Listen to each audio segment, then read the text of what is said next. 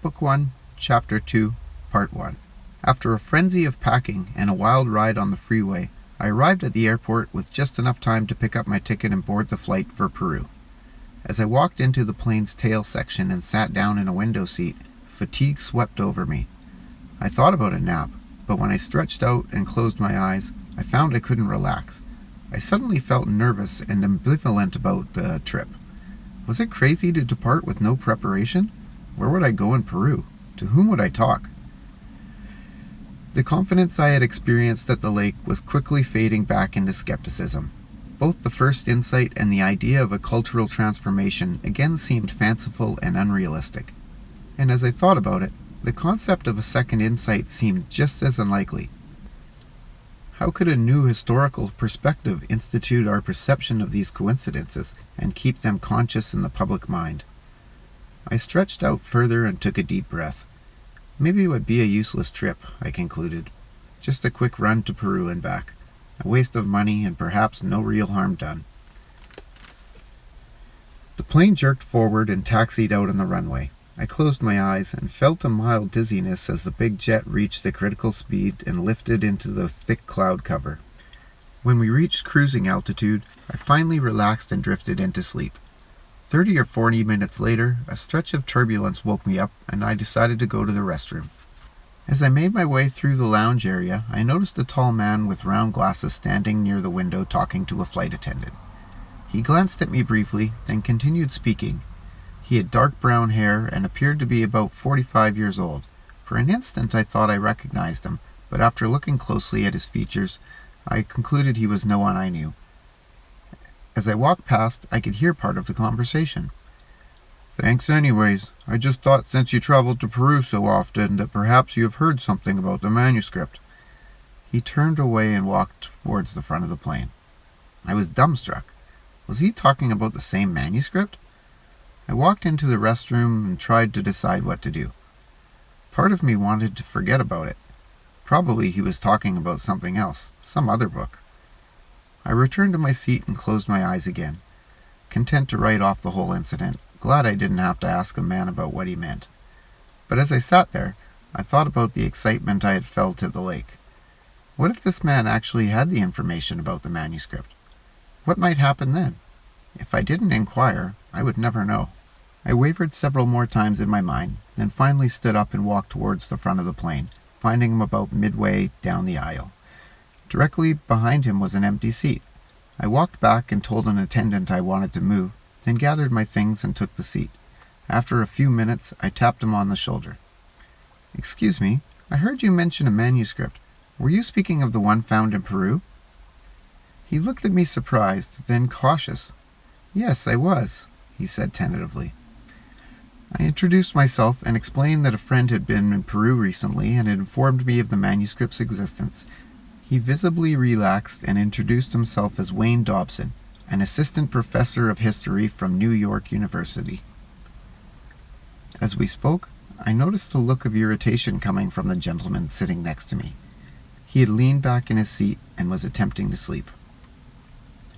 "Have you seen the manuscript?" I asked the professor. "Parts of it. Have you?" "No, but my friend told me about the first insight." The man beside me changed his position. Dobson looked his way. "Excuse me, sir. I can see we're disturbing you. Would it be too much trouble for you to exchange seats with me?" "No," the man said. "That would be preferable." We all stepped into the aisle, and then I slid back into the window seat, and Dobson sat beside me. "Tell me what you have heard concerning the first insight," Dobson said. I paused for a moment, trying to sum up in my mind what I understood.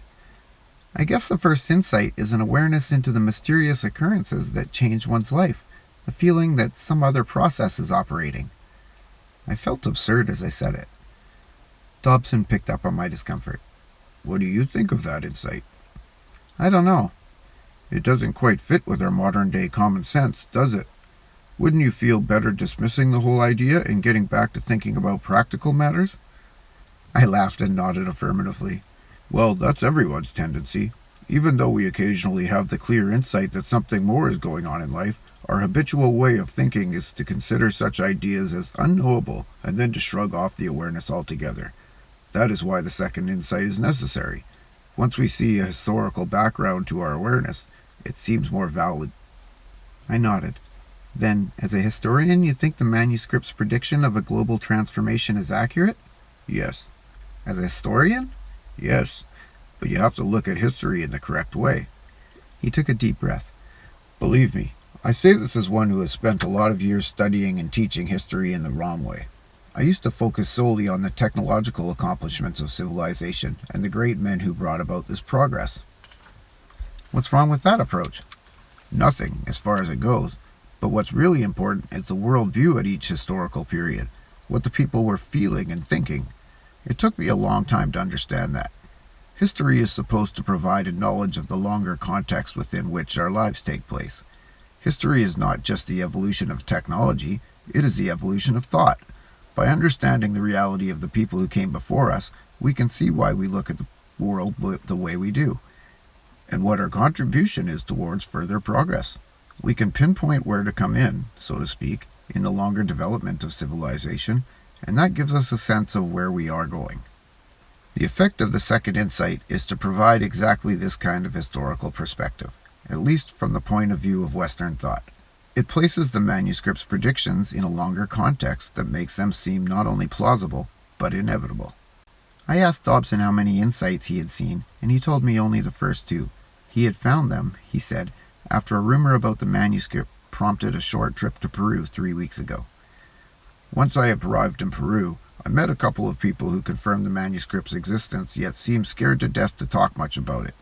They said the government had gone a little loco and was making physical threats against anyone who had copies or dispersed information. His face turned serious. That made me nervous. But later, a waiter at my hotel told me about a priest he knew who often speaks of the manuscript. The waiter said the priest was trying to fight the government's effort to suppress the artifact. I couldn't resist going to a private dwelling where this priest supposedly spent most of his time. I must have looked surprised because Dobson asked, "What's wrong?" My friend, the one who told me about the manuscript, learned what she knew from a priest. She wouldn't give me his name, but she talked with him once about the first insight. She was scheduled to meet with him again, but he never showed up. It may have been the same man, because I couldn't find him either. The house was locked up and looked deserted. You never saw him? No, but I decided to look around. There was an old storage building in the back that was open for some reason. I decided to explore inside.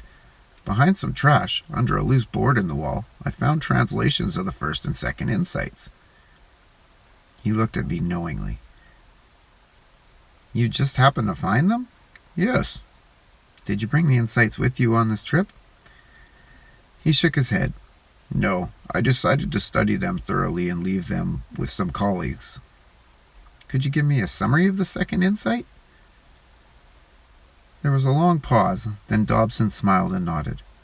I guess that's why we're here.